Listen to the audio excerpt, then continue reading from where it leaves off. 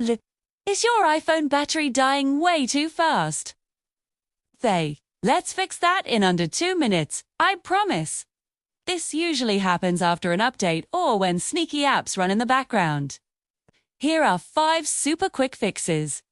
First, let's play Detective. Go to Settings, then Battery.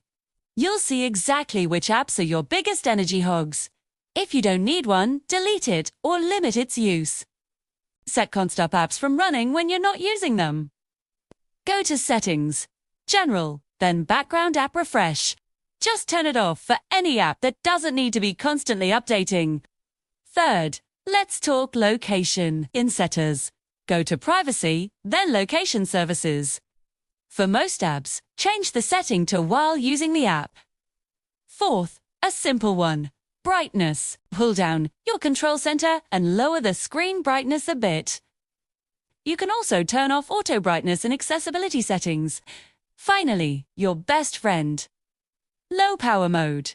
When your battery hits 30%, just swipe down and tap that little battery icon.